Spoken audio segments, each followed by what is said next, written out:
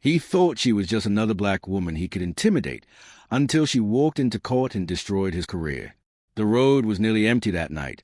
A few cars rolled past, their headlights bouncing off wet pavement. The streetlights flickered, casting long shadows over the stretch of highway outside Birmingham, Alabama. It was late, just past 11, the kind of hour where most people just wanted to get home. Lieutenant Commander Renee Dawson had been driving for nearly 2 hours, her fingers drumming lightly against the wheel, humming along to the soft rhythm of an old jazz tune playing through the speakers. She wasn't in uniform, just a simple black sweater and jeans, hair pulled back. She didn't stand out, or so she thought. Then she saw the lights in her rearview mirror, red and blue flashing, gaining on her fast. Her stomach clenched, not out of fear, she knew how these things went, but out of exhaustion. She signaled, changed lanes, and eased her car onto the shoulder. She put the car in park, took a slow breath, and kept both hands where they could be seen. She had been in the military long enough to know the drill. A white patrol car stopped just behind her. The officer took his time getting out. When he finally did, he moved like a man who expected obedience. Heavy boots scuffing against asphalt, one hand resting on his belt, the other holding a flashlight that flicked on as he approached. She turned her head slightly, watching him through the side mirror. The name on his badge caught the light. Briggs. License and registration. No greeting. No explanation. His voice was flat, practiced, impatient. Renee met his eyes in the mirror, then reached slowly into the glove compartment, pulling out her documents. "Was I speeding, officer?" she asked, her voice steady. Briggs didn't answer right away. He took the papers from her hand, holding them just out of reach as he gave her car a once-over. "Tail lights out," he said. She frowned. "That can't be right." Briggs finally looked at her. "Are you arguing with me?" A beat of silence passed. Renee could feel the shift in the air, that quiet, unspoken moment where power met resistance, and one side expected the other to cave. She'd seen it before, in briefings on bases overseas, in training exercises meant to prepare sailors for the world outside the Navy. She knew better than to push, but she also knew her rights. "I'm just saying," she replied, voice calm. "My tail lights were checked a few weeks ago. But if there's an issue, I can get it fixed." "Step out of the car." Briggs cut her off like he hadn't heard a word. Renee exhaled slowly. She glanced toward the traffic ahead. No witnesses. She tapped her fingers against the steering wheel once, then reached for the door handle. "Mind telling me why?" she asked. Briggs tilted his head, smirking. "Because I said so." She let that hang in the air for a second, then unbuckled her seat belt and pushed the door open. The night air was cooler than she expected. She stepped onto the pavement, her posture relaxed but measured. She wasn't looking for a fight, but she wouldn't be bullied either. Briggs took a step back, scanning her. She could feel him sizing her up, deciding how much he could get away with. "Turn around." Hands on the car. This time she hesitated. For what reason? Briggs took a step closer. His smirk disappeared. "Are you resisting?" Renee held her ground. "No. I'm asking a question." A flicker of something crossed his face. Annoyance, amusement, maybe both. Then, without warning, he reached for his radio. "We got a non-compliant driver here," he muttered into the speaker. Then louder, "Turn around." Her pulse picked up, but her expression stayed neutral. "Officer, I need you to understand something," she said, her voice low but firm. "I know exactly what I'm allowed to do, and I know exactly what you can't do." Briggs didn't like that. His jaw tensed. "You're under arrest," he snapped, reaching for her wrist. Renee moved before he could grab her, stepping back just enough to avoid his grip. "Under arrest for what?" Briggs pulled out his cuffs. "For obstructing an officer." She exhaled sharply through her nose. So that was his game. Her military training kicked in, heartbeat steady, breathing even. She knew she had two choices: comply and fight this later, or push back and risk escalation. She wasn't about to become another statistic. With slow, deliberate movements, she toned, placing her hands on the roof of her car. The metal was cool against her palms.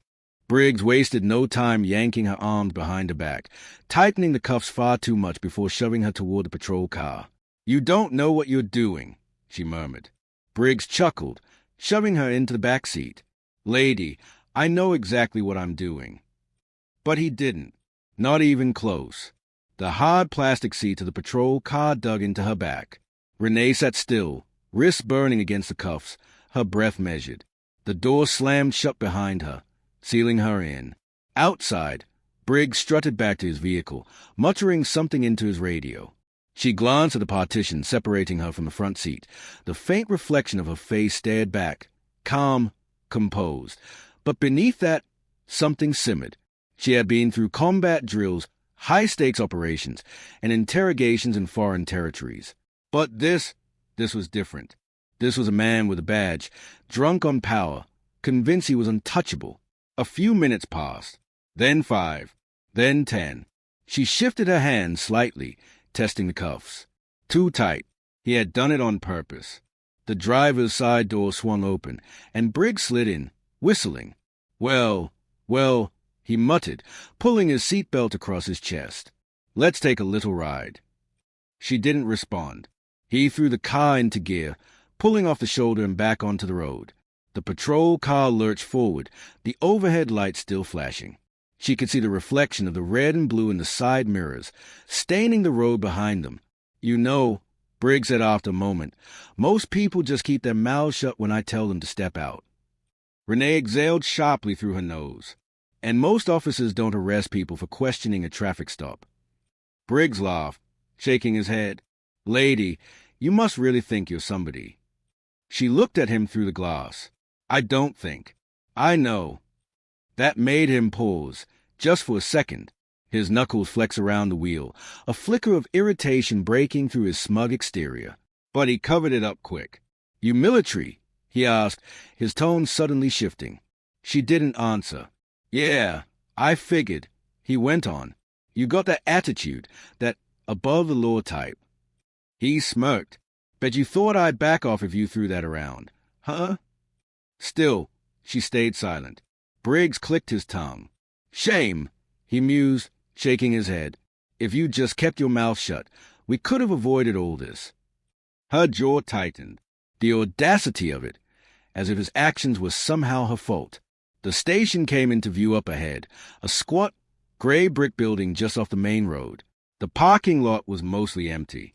Late-night processing was slow, and for now, it looked like she was the only guest. Briggs pulled into a reserved spot near the entrance, killed the engine, and turned to look at her through the partition. Got to say, he murmured, I do love when they make it easy. Before she could respond, he was out of the car, slamming the door behind him. A second later, her door swung open. Let's go, he ordered. Renee twisted her wrist slightly as she stepped out. The cuffs bit into her skin. He hadn't loosened them at all.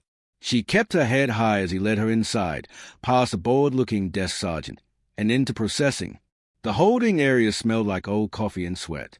A metal bench lined the far wall, a steel door leading to the cells just beyond it.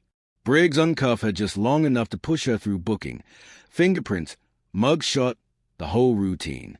The officers behind the desk barely looked up, just going through the motions.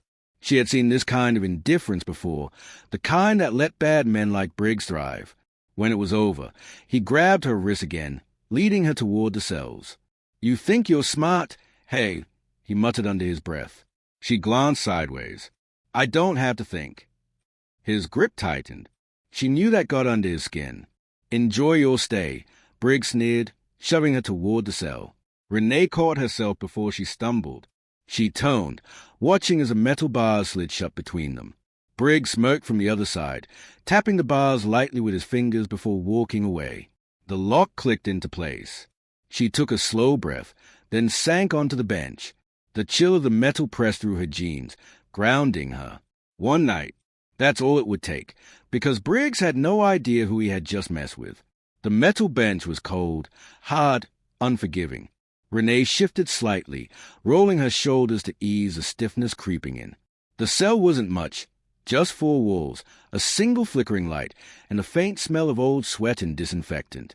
She had spent nights in far worse conditions, in places where the threat wasn't just discomfort, but real danger. This was nothing, but that didn't mean she wasn't angry. Through the bars, she could hear the faint murmur of officers talking at the front desk, the occasional shuffle of paperwork, the clatter of a coffee cup against a desk. She exhaled slow and steady. Control the breathing. Control the mind. Basic training drilled into her long, before she even stepped foot into Fleet. Then, heavy footsteps. Briggs. She knew it was him before he even came into view. His stride had that same arrogant rhythm, like a man who thought he was untouchable. He appeared in front of the cell a second later, arms crossed over his chest, that same smirk plastered on his face. Comfy.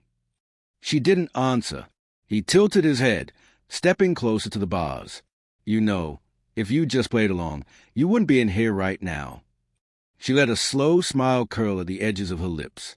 Oh, I'm exactly where I need to be. Briggs's smirk faltered for just a second, a flicker of something in his eyes. Annoyance. Uncertainty. He covered it fast, scoffing as he glanced toward the empty holding area. No one's coming to get you tonight, lady. He shrugged. Guess that means you'll have some time to think about that attitude. Renee just watched him, unmoved, unshaken. Briggs leaned in slightly.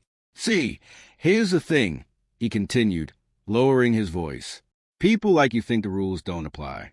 You think a little confidence is enough to get out of trouble. She let him talk, let him ramble. It didn't matter, because he didn't know what was coming. And then, as if on cue, another officer approached from the hallway, a younger guy, probably in his late 20s, dressed in a standard-issue uniform.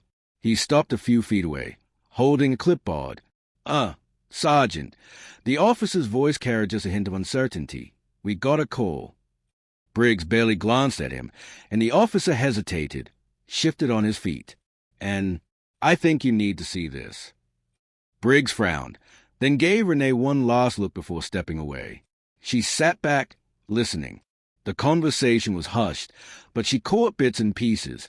Something about a lawyer, a call from high up, questions about why she was being held. Briggsy's voice dropped lower, sharp and annoyed. The younger officer stammered something in response, but whatever it was, it didn't seem to make him happy. Then, heavy footsteps again. Briggs stormed back, jaw tight, hands clenching the fist at his sides. His smirk was gone. What the hell did you do? Renee leaned forward, resting her elbows on her knees. I didn't do anything. She tilted her head slightly. But people talk, and some of us are friends in very high places. Briggsy's face darkened. She could see it now, that moment of realization creeping in, the shift in power. He wasn't in control anymore. He turned on his heel, muttering something under his breath, and disappeared down the hallway. Renee exhaled. It wouldn't be long now, and when the truth came out, Briggs was going to regret every single decision that led him here. Morning light spilled through the narrow windows of the courthouse, casting long streaks across the polished floors.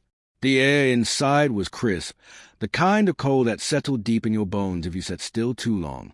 Renee stood near the defendant's table, her posture relaxed but her eyes sharp.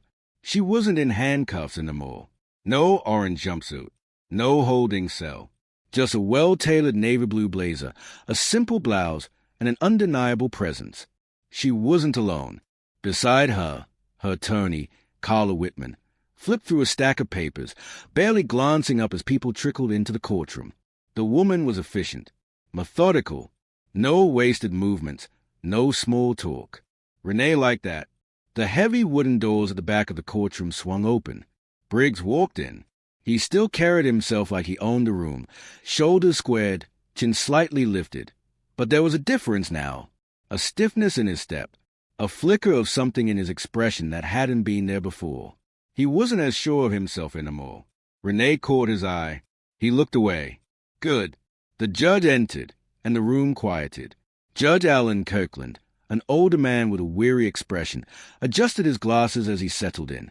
He didn't waste time. All right, he sighed, glancing over the case files. Let's get to it.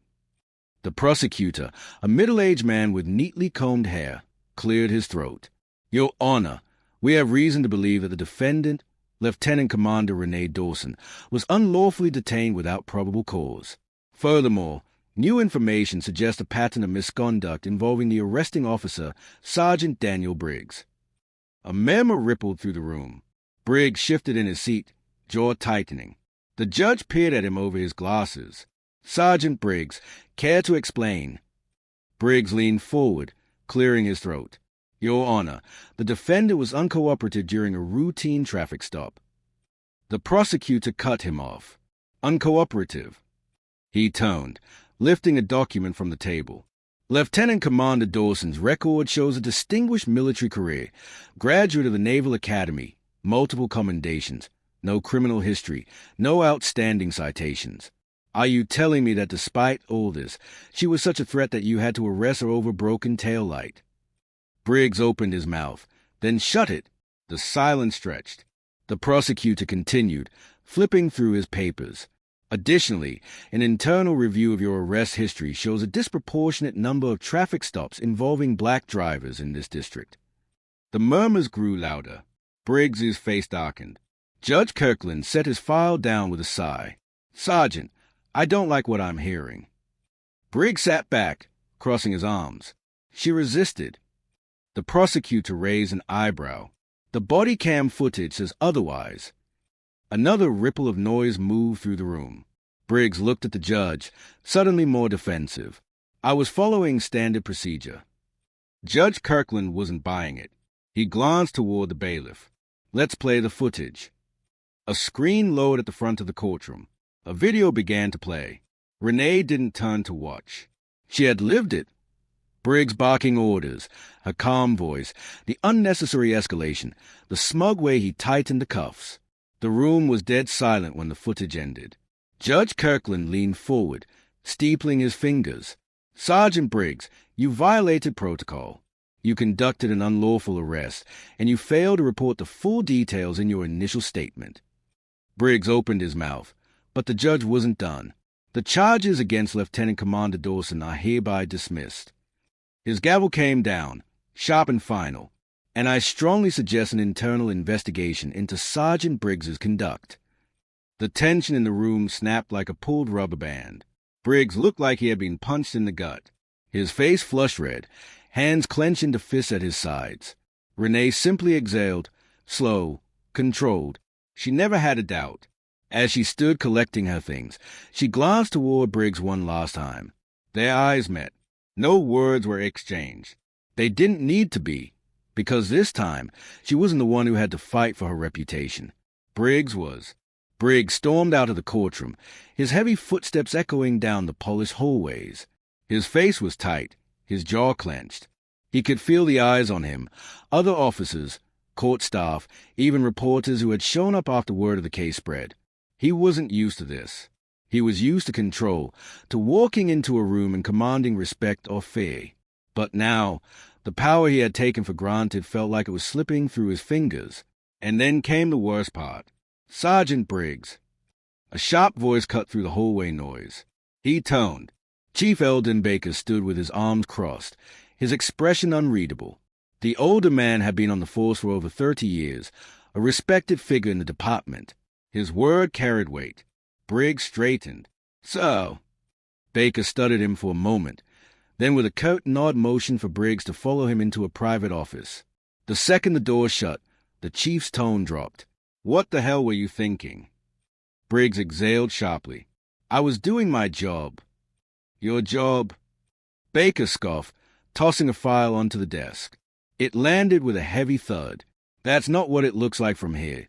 The body cam footage, the arrest history, the fact that you didn't even know who you were arresting." Briggs's nostrils flared. "What does that have to do with anything?" Baker leaned forward. "Everything." His voice was quiet but sharp. This wasn't some random woman. This was a high-ranking Navy officer. "You think this is just going to disappear?" Briggs looked away, grinding his teeth. She was disrespectful. She questioned. "You..." Baker cut in. "That's not a crime." Briggs scoffed, shaking his head. "You don't get it. People like that." The chief's expression hardened. "People like what?" Silence. Briggs swallowed but said nothing. Baker sighed, rubbing his forehead. "The DA is reviewing every single one of your cases from the past 5 years. You've been flagged for racial profiling. And you better believe this department isn't going down with you. Briggs felt his stomach twist. What does that mean? Baker straightened. It means you're being put on immediate suspension, effective now. Internal Affairs is investigating. And if they find what I think they're gonna find, he shook his head, your career is over. The words hit Briggs like a punch to the gut. His face burned. This is bull. Baker held up a hand. Don't finish that sentence. His voice was ice. Pack up your desk. And if I were you, I'd get a lawyer. Briggs stood there, fists at his sides, his world unraveling in real time. And for the first time in his career, he realized he wasn't untouchable. Across town, Renee sat in a quiet cafe, stirring a cup of coffee as she scrolled through her phone. The case had already made headlines. Lieutenant Commander wrongfully arrested, officer under investigation. She wasn't surprised. She had known from the second she stepped out of her car that night how this would go. She had seen men like Briggs before, entitled, arrogant, used to bending the law in their favor. But this time, he lost. Her phone buzzed, a message from her attorney. Briggs has been suspended. Might face charges. Renee took a slow sip of her coffee. Good. She glanced out the window, watching the city move on around her. The fight wasn't over, not for her, not for the people Briggs had likely hurt before. But today was a win. The crisp afternoon air carried the scent of fresh rain as Renee stepped out of the cafe. The weight of the past 24 hours should have lingered on her shoulders, but it didn't. She walked with the same confidence she always had, head high, step steady. Her phone buzzed again. This time it was a number she recognized. She sighed, then answered. Captain. Lieutenant Commander. The familiar voice greeted her. I assume you've seen the news. I have. A brief silence. Then, and how are you feeling? Renee glanced at her reflection in a nearby storefront window. She saw no signs of defeat, no cracks in her composure. I feel like I did exactly what I was supposed to do, she replied. The captain's voice softened. That's what I thought you'd say. A pause. The Department of Defense has taken interest in your case. Don't be surprised if they ask you to speak on it. Renee exhaled through her nose. Not sure I'm interested in being a headline. You already are, the captain countered. And whether you like it or not, what happened to you is a reflection of something bigger. She knew that. She had always known that. Briggs wasn't an isolated case. He was part of a system that had allowed officers like him to operate unchecked for years. This wasn't just about her. It was about the dozens, maybe even hundreds, of people who had been in her shoes but didn't have the rank, the legal team, or the voice to fight back. Renee leaned against a streetlight, watching the traffic move by. This isn't the first time something like this has happened, she said, and it won't be the last. No, the captain agreed, but it's the first time Briggs is facing consequences, and it's because you didn't back down. Renee closed her eyes for a second, letting those words settle. She didn't back down, not when Briggs pulled her over, not when he tried to intimidate her, not when the cuffs tightened around her wrists. Not even when she spent the night behind bars, knowing full well the deck had been stacked against her. She had stayed firm, and now she had won. The captain cleared his throat. One last thing, he added, you might be getting a call from the mayor's office. Renee's eyebrows lifted. Oh! Seems they want to recognize you for handling the situation with professionalism and grace. She smirked. Now that's ironic. The captain chuckled. You gonna accept it? Renee thought for a moment, then shrugged. I'll think about it. She ended the call and tucked her phone back into her pocket. Across the street, a mother walked with a young son, his small hand wrapped tightly around Hayes. He was laughing about something, carefree, full of life. Renee watched them for a moment. The next generation. She had fought for herself, yes, but she had also fought for him.